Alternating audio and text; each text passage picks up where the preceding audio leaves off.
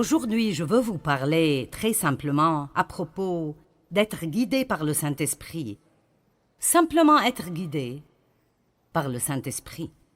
Dans 2 Corinthiens chapitre 3, verset 8, Paul a dit que, en tant que serviteur de Dieu, il devait s'assurer que les gens obtiennent et soient guidés par le Saint-Esprit. Il a dit le ministère au service de l'Esprit. Ce ministère spirituel qui est de faire que les hommes obtiennent et soient gouvernés par le Saint-Esprit sera bien plus glorieux encore que quand la loi a été donnée. Pensez à cela. C'est ce que je fais, et c'est la responsabilité de tout serviteur, d'enseigner aux gens toute la parole de Dieu, mais surtout enseigner aux gens comment vivre une vie où ils sont remplis du Saint-Esprit tout le temps, littéralement remplis du Saint-Esprit tout le temps. Et je veux encourager chacun d'entre vous aujourd'hui et chaque jour de votre vie à prier pour que vous soyez remplis jusqu'à déborder de la présence et de la puissance du Saint-Esprit. Le monde est dans un état désespéré et quand les gens sont autour d'un croyant, il doit y avoir un débordement qui sort de nos vies, qui fera une différence pour quelqu'un d'autre. Et je veux avoir ce débordement dans ma vie jusqu'au point où je n'ai pas nécessairement besoin de prêcher à quiconque, et je ne parle pas de comme je le fais maintenant, mais quand je vais à la pharmacie ou au supermarché, je veux que les gens sachent qu'il y a une différence dans ma vie. Et je crois que c'est ma responsabilité, en tant que serviteur, d'enseigner tout le conseil de la parole de Dieu, mais particulièrement de savoir plus à propos du ministère du Saint-Esprit. Quand Jésus est monté aux cieux, il a dit « Ce sera en fait plus avantageux pour vous que je m'en aille, parce que si je m'en vais, je vous enverrai le Saint-Esprit. » Jésus ne pouvait être qu'à un seul endroit à la fois parce qu'il était dans un corps, mais le Saint-Esprit est dans nous tous et travaille à travers nous tous, tout le temps, à travers toute la terre. C'est pourquoi Jésus a dit « Vous accomplirez les œuvres que je fais, vous en ferez même de plus grandes. » Chacun tout seul ne fera peut-être pas de choses plus grandes, mais nous tous, si nous travaillons ensemble comme un seul homme, nous pouvons faire de plus grandes choses parce que le Saint-Esprit est en nous tous et il travaille. Donc nous voulons obtenir et être remplis de et guidés par le Saint-Esprit. Maintenant, être guidé par le Saint-Esprit est quelque chose de vraiment majeur. Et j'étais une chrétienne pour beaucoup d'années. Et même si j'aimais Dieu et j'allais à l'église régulièrement, je n'étais pas guidée par le Saint-Esprit. J'étais guidée par moi-même. J'étais guidée par Joyce et ce que je voulais faire, et cela s'appelle la chrétienté charnelle. C'est de cela que Paul parlait quand il parlait à propos de personnes qui étaient charnelles. Mais quand nous apprenons comment être guidés par le Saint-Esprit nous guide hors de l'esclavage et dans la victoire. Il nous montre quoi faire quand nous avons des problèmes dans certaines situations. Il nous guide dans de grandes décisions spirituelles majeures et qui changent nos vies, et il nous guide dans les petites choses de tous les jours qui ne feraient probablement aucune différence pour quiconque d'autre que vous. Nous avons besoin d'avoir ce genre de relation proche avec le Saint-Esprit. Donc il dit « Je veux que vous soyez remplis et guidés par le Saint-Esprit. » Maintenant, 1 Thessaloniciens chapitre 5, versets 22, 23 et 24. « Retenez ce qui est bon et gardez-vous de ce qui est mauvais sous quelque forme et quelque type que ce soit. Que le Dieu de paix lui-même vous rende entièrement saints, qu'il vous sépare des choses profanes, vous rende purs et entièrement consacrés à Dieu, et qu'il vous garde parfaitement esprit, âme et corps. Maintenant comprenez cela. Votre esprit, votre âme et votre corps, votre esprit, votre âme et votre corps. Encore une fois, qu'il vous garde parfaitement esprit, âme et corps, afin que vous soyez irréprochables lors de la venue de notre Seigneur Jésus-Christ le Messie. Et le verset 24, « Celui qui vous appelle à lui est fidèle et digne de confiance, et c'est lui qui accomplira Tout cela, il accomplira son appel en vous bénissant et en vous gardant.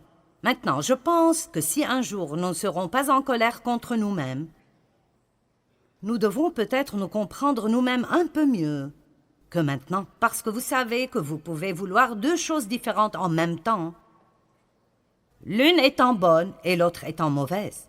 Et vous pensez, quel est mon problème maintenant? Je veux me lever et aller à l'église demain. Je ne veux pas me lever et aller à l'église demain. Je ne veux pas manger cette glace au chocolat. Je veux manger cette glace au chocolat. Je veux te pardonner. Je veux rester en colère contre toi tout le reste de ma vie. Eh bien, ce qui arrive est ceci. Ceux-ci sont nos petits amis aujourd'hui. Le corps, l'âme et l'esprit. Nous avons une petite lumière dans notre esprit. J'ai pensé que c'était plutôt génial. Alors, quand nous sommes nés de nouveau, cette partie de nous, la partie de l'esprit, qui est la partie la plus profonde de notre être, est rendue sainte. Nous sommes lavés à l'intérieur, parce que Dieu ne peut pas être quelque part qui n'est pas saint. Donc, pour qu'il vienne et pour qu'il vive en nous, il doit nettoyer l'endroit avant de pouvoir venir et y vivre. J'aime le dire ainsi, j'aime dire que lorsque nous sommes nés de nouveau, nous portons en nous la graine de tout ce que Dieu est. J'aime un Jean 3,9, il dit que nous recevons la semence divine du Dieu puissant. Nous obtenons une nouvelle nature. Dieu vient vivre en nous et nous avons littéralement tout ce dont nous avons besoin spirituellement pour grandir et être mature et être tout ce que Dieu veut que nous soyons. Alors il dit, je te sanctifierai, esprit. Mais quoi à propos de ce gars-là, l'âme? Mais qu'en est-il de... Vous voyez, nous l'avons bien habillé, n'est-ce pas merveilleux? Le corps. Et nous ne pouvions pas trouver de façon de le faire. Mais le corps aime se vêtir de tout cela et puis se regarder. N'aimez-vous pas cela? La moitié de ceci m'appartient probablement. Voici une petite étiquette qui dit « Je suis génial ». Et nous allons de « Je suis génial » à « Je suis stupide, je me déteste, je m'aime tellement », vous savez. Mais là, cette âme, je ne sais pas ce qui me serait arrivé si je n'étais pas arrivé à comprendre mon âme et la façon dont j'ai été façonné. J'ai appris ceci il y a beaucoup d'années en lisant des livres écrits par Watchman Nee parce que je n'apprenais vraiment cela nulle part alors. On me disait tout ce que j'avais et tout ce qui m'était disponible, mais rien de cela ne semblait marcher dans ma vie et je ne savais pas ce qui clochait. J'écoutais à propos des promesses de Dieu et de comment je pourrais avoir toutes ces choses par la foi, et je luttais si dur pour essayer d'appliquer chaque message que j'écoutais quand j'écoutais des enseignements. Et finalement, j'ai compris que ce dont la Bible dit que c'est à moi à la base est ce que j'ai en Christ. Mais si ça ne sort jamais de mon esprit, dans mon âme, et ne sort pas ultimement à travers mon corps jusqu'à là où les gens peuvent le voir, alors j'irai peut-être bien, mais je n'aiderai personne d'autre. Je ne pourrai pas faire quoi que ce soit pour quiconque d'autre. Et alors ça m'aidait vraiment pour me comprendre moi-même, de réaliser que mon âme, et nous en avons tous une, et ma pensée, ma volonté et mes émotions. Votre âme vous dit ce que vous voulez, ce que vous pensez et comment vous vous sentez. Elle ne vous dit rien à propos de Dieu, elle vous dit tout à propos de vous-même. Alors, votre esprit peut vous guider et vous dire de vous lever et d'aller à l'église, ou de donner quelque chose, ou de demander pardon à quelqu'un, ou de donner une faveur à quelqu'un. Et dans cette partie, la partie de la nouvelle nature en vous, vous voulez vraiment le faire. Vous aimez Dieu et vous voulez le faire. Mais après, votre âme dit « Je n'ai pas envie de faire cela. Je ne veux pas. Et franchement, je ne pense pas que c'est une bonne idée. Il n'était pas très gentil avec toi. Pourquoi devrais-tu faire cela? » Et alors, tout le raisonnement commence à propos de pourquoi vous ne devez pas faire cela et votre corps veut juste se reposer et faire la sieste ou manger un beignet ou quelque chose comme ça. Alors, vous devez comprendre, votre corps n'est capable de faire que ce que vous l'entraînez à faire. Il ne peut faire rien d'autre. Il est juste plutôt stupide, sauf si vous l'entraînez et le garder sous contrôle tout le temps. Ce n'est pas surprenant que Paul ait dit « Je traite durement mon corps ». Il n'a pas dit « Je nourris sûrement mon corps », il a dit « Je traite durement mon corps ». Ça sonne pareil, mais les mots sont bien différents. Alors, ça nous aide beaucoup de comprendre ceci. Paul a décrit ce même dilemme dans Romains chapitre 7. Et si vous lisez Romains 7 depuis le verset 15 jusqu'à la fin du chapitre, vous penserez « Il sait de quoi je parle ». Parce que Paul dit « Quel est mon problème? Ce que je veux faire, je ne le fais pas. Et ce que je ne veux pas faire, je le fais. » Et puis c'est comme s'il avait une conversation avec lui-même. Donc si je ne veux pas le faire, mais je le fais, ce n'est donc plus moi qui agis ainsi, mais ça doit être une autre loi spirituelle à l'œuvre dans mon corps qui me fait agir ainsi. Et puis il continue encore et elle dit finalement « Qui me délivrera de ce corps de mort? Dieu soit loué, il le fera par Jésus-Christ. » Donc, si nous revenons à 1 Thessaloniciens, il a dit « Je vous sanctifierai, corps, âme et esprit. Je le ferai. J'accomplirai mon appel en vous sanctifiant. » Nous voyons que Jésus est le chef et le consommateur de la foi. La Bible nous enseigne dans Philippiens 1,6 que « Celui qui a commencé en vous cette bonne œuvre la rendra parfaite pour le jour de Jésus-Christ. » Eh bien, si Dieu fera tout cela, et si j'ai été sauvé depuis 25 ans et je me suis toujours un désastre, si j'ai été sauvé depuis 25 ans et je suis toujours un désastre, j'essaierai de ce côté. Si j'ai été sauvé depuis 25 ans,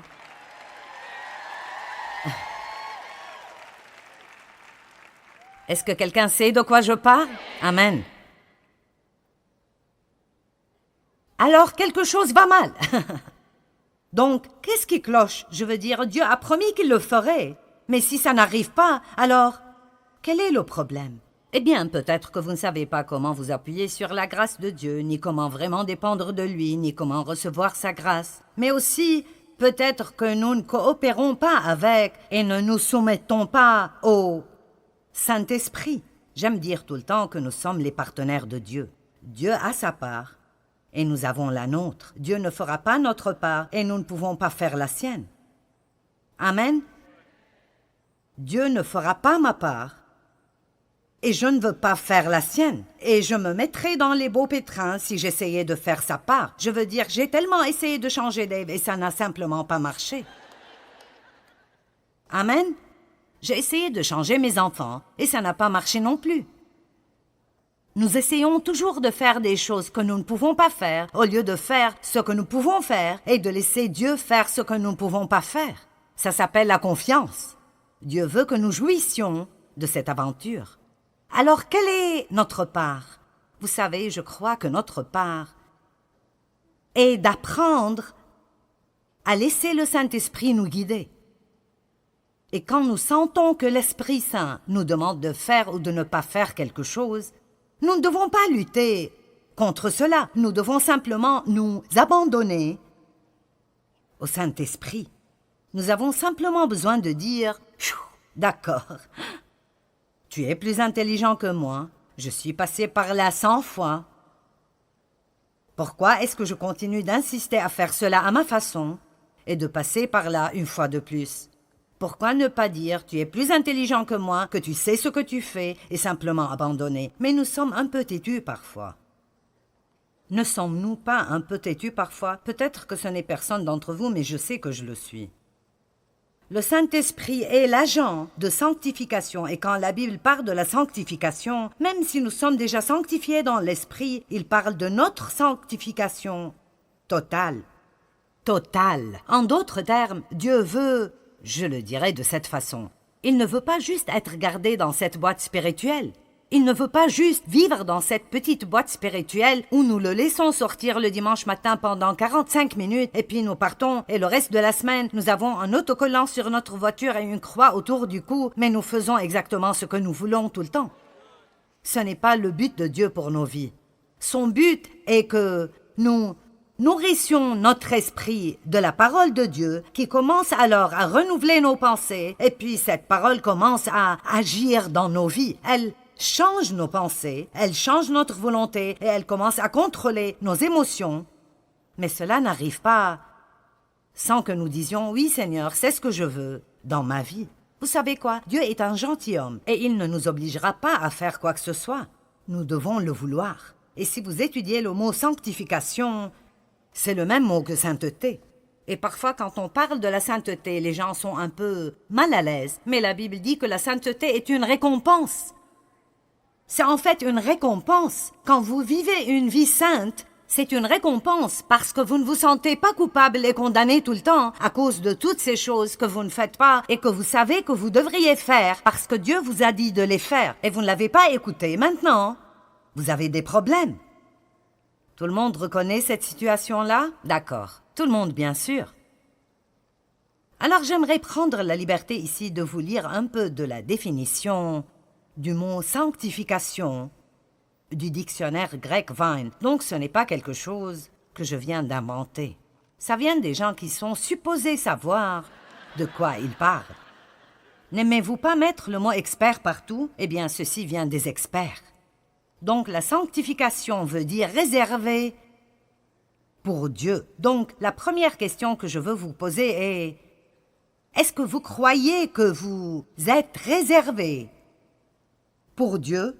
Vous ne vous appartenez pas, vous avez été acheté, d'après la Bible, acheté par quelque chose de précieux, le sang de Jésus-Christ. Et cette croix qui est en haut, je leur ai demandé de mettre ça là ce week-end, parce que je veux continuer à rappeler les gens du prix que Jésus a payé pour cette liberté que nous avons quand il a été cloué sur cette croix et a souffert et a saigné et est mort et a payé pour nos péchés. Amen. Et alors, je dois avoir un type de réponse à cela, différent de juste passer ma vie à faire ce que je veux faire. J'aime toujours dire que si Dieu n'avait besoin de nous pour rien, dès que nous sommes sauvés, il pourrait nous ravir d'ici et nous irions dans la gloire. Mais il a besoin de nous. Nous sommes les mains et les pieds, les yeux, les bras, la bouche, les oreilles de Jésus. Il appelle le monde à travers nous. Donc, mis à part pour Dieu. Et puis il dit le type de vie, ou comme j'aime l'appeler, le mode de vie, qui est approprié à ceux qui sont mis à part. Donc, en d'autres termes, si nous sommes mis à part pour Dieu, alors il y a un mode de vie qui doit aller avec cela. Alors, nous ne pouvons pas juste aller à l'église et continuer à vivre avec un mode de vie profane et impie toute la semaine. Il y a un certain mode de vie que nous vivons si nous appartenons à Dieu. Nous commençons à penser et à parler différemment. Nous commençons à agir différemment. Nous pardonnons aux gens qui nous ont blessés. Nous ne restons pas en colère contre eux. Nous ne gardons pas tout pour nous-mêmes. Nous apprenons en fait à nous réjouir dans le don. Nous sommes bons envers les gens. Nous voulons faire des choses pour les gens. Ça devient une marque déposée dans nos vies de voir combien de gens nous pouvons en fait rendre heureux. Nous ne sommes pas centrés sur nous-mêmes tout le temps en nous ayant nous-mêmes en tête. En fait, nous croyons que nous appartenons à Dieu et nous nous levons chaque jour pour dire « Dieu, me voici, montre-moi ce que tu veux faire pour moi aujourd'hui, montre-moi ce que tu veux faire à travers moi aujourd'hui, je ne m'appartiens pas, je t'appartiens à toi. » J'aime ce que Jésus a dit « J'ai préparé un corps pour vous. » Et c'est là où nous devons arriver. Nous sommes un corps totalement rempli et inondé de Dieu, comme le dit Paul dans Éphésiens 3, 19, pour que vous soyez remplis jusqu'à toute la plénitude de Dieu. Je vous le dis, quand vous arrivez au point où vous n'essayez pas de faire ce que vous voulez tout le temps, la vie devient si merveilleuse. Elle est absolument merveilleuse. Combien de vous savent ce que les feux d'arrêt sont? Vous arrivez à un feu d'arrêt et si le feu est vert, vous pouvez y aller. Et si le feu est orange, c'est supposé signifier « faites attention ». Ce ne serait pas très sage d'y aller. Mais la plupart d'entre nous pensent juste que ça veut dire « dépêche-toi et passe avant que le feu devienne rouge ». Et donc si c'est un feu rouge, ça veut dire « stop ». Vous savez, je crois que dans notre relation avec le Saint-Esprit, nous avons aussi des feux verts, des feux oranges et des feux rouges. Et nous devons savoir quand c'est orange. Tu devrais faire attention à ce propos. Et quand nous obtenons ce vas-y, et nous entendons Dieu dire « Arrête-toi, ne fais pas ça. Si tu le fais, tu auras des problèmes. » Je veux que les choses marchent bien dans ma vie, pas vous? Donc, nous sommes sanctifiés. Nous sommes supposés vivre une vie qui convient à notre appel. Et après, cette définition est longue et elle dit beaucoup d'autres choses, mais j'aime cette partie. Elle dit « Cette sanctification doit être apprise de Dieu comme il l'enseigne dans sa parole. Écoutez ceci, et elle doit être poursuivie par le croyant sincèrement et indéniablement. Donc, en d'autres termes, je ne l'aurai jamais si je ne le veux pas vraiment. Et je dois le vouloir, vraiment, vraiment, vraiment fortement. Écoutez cette traduction du dictionnaire grec. Ce caractère saint n'est pas indirect. Il ne peut pas être transféré ou imputé, mais c'est une possession individuelle bâtie petit à petit comme le résultat de l'obéissance à la parole de Dieu. Savez-vous que vous pouvez attraper des maladies, mais vous ne pouvez pas attraper la bonne santé? Et vous ne devez pas travailler dur, ni moi non plus, pour être impie. Ça vient naturellement en quelque sorte. Vous ne pouvez pas juste attraper la sainteté. Vous ne pouvez pas juste aller à l'église et vous asseoir là et écouter quelqu'un en train de prêcher et penser que cela vous rendra saint. Mais vous apprenez des choses et puis vous faites des choix d'après ce que vous avez appris. Et puis petit à petit, jour après jour, votre caractère commence à changer. Je pensais à cela et c'est une bonne façon de le dire. Je l'ai dit, mais j'aime ceci. Ce que j'ai dans mon esprit comme don de Dieu, et vous avez tout ce dont vous avez dans votre esprit comme don de Dieu, acheté par le sang de Christ. Mais c'est là qu'il est, il est dans votre esprit, et c'est là qu'il restera si vous n'apprenez pas à être guidé par le Saint-Esprit et à coopérer avec Dieu. Ce que j'ai dans mon esprit n'est pas mon caractère, c'est ma position en Christ. C'est qui je suis en Christ. Ça n'a rien à voir avec comment j'agis ou comment je me comporte ou comment ma vie affecte d'autres personnes. Quand nous entendons des prédications à propos de ce qui nous appartient en Christ, nous devons réaliser que ça nous appartient en Christ. Mais si nous voulons vraiment que ça affecte nos vies et la vie des gens autour de nous, alors ça doit sortir d'ici et commencer à contrôler mon âme et commencer à contrôler mes actions. Donc j'aime ça aussi. J'ai dit cela, mais je l'aime aussi. Et j'ai écrit très bien au-dessus de celle-là. Maintenant, écoutez cela. Ce que j'ai dans mon esprit est ce que Dieu a fait pour moi. La façon dont je vis est ce que je fais pour Christ.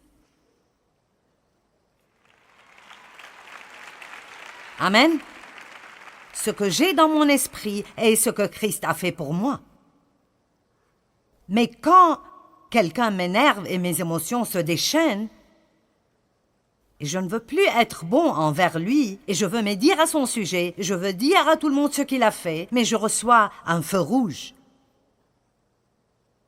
Vous me suivez? Je ne vous perds pas, j'espère. Et je reçois un feu rouge dans mon esprit. Non, non, non, j'ai entendu la parole. J'étais là quand le prédicateur a enseigné à propos du pardon. J'ai entendu ce message. Maintenant, c'est le moment de le faire. Amen. Vous savez, nous sommes vraiment excessivement éduqués à l'Église. Parfois, je ne pense pas qu'on a besoin d'un message de plus. Nous avons juste besoin d'appliquer ce que nous avons déjà. Amen.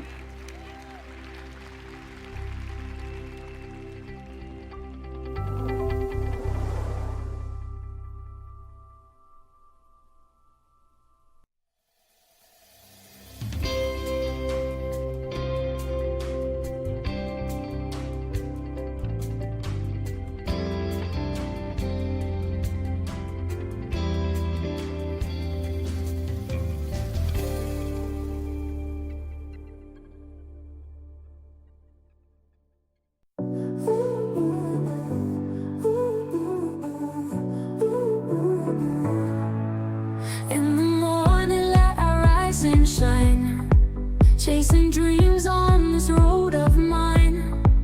Through the highs and the lows I'll find my way. Every step I take a price I pay. Sometimes the world feels tough and tight. All the dreams slipping out of sight. But I've got this spark, this inner fight. I'm dancing through the darkest night. I believe in me, I'm gonna fly. Catch those stars up high in the sky. Even when the clouds block the view, I'll push on through, I'll break on through. With each sunrise a new chance comes. Got my heartbeats, they're the drums. On this journey I'll carve my name. Win or lose, I'll play the game. I believe in me, I'm gonna fly. Catch those stars up high in the sky. Even when the clouds block the view, I'll push on through, I'll break on through. When the rain falls and the winds blow rough, I'll remember I am enough. Through the storms I'll still stand tall. I won't stumble, I won't fall. I believe in me, I'm gonna fly. Catch those stars up high in the sky. Even when the clouds block the view, I'll push on through, I'll break on through.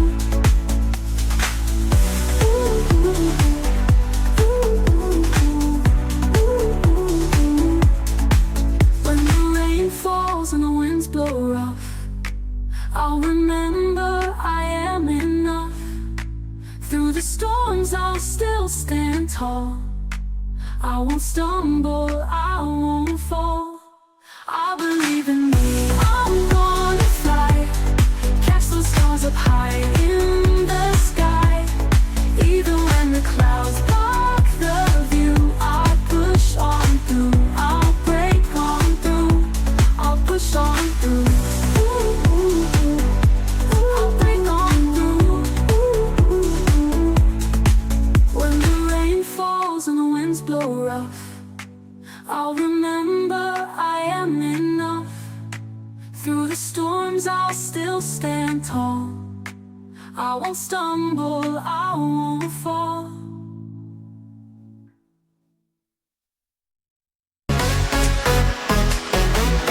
Woke up to the sunrise.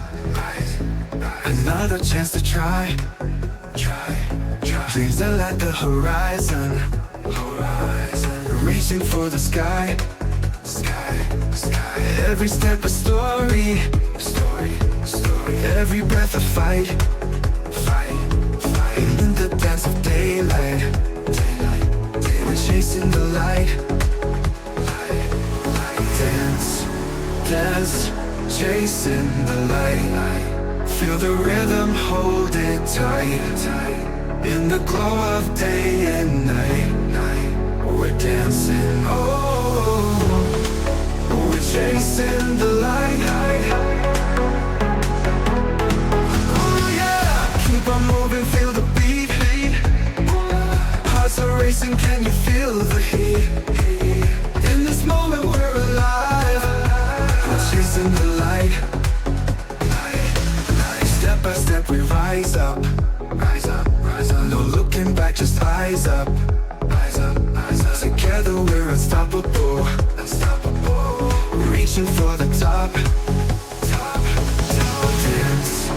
Dance, chasing the light. Feel the rhythm, hold it tight. In the glow of day and night, we're dancing,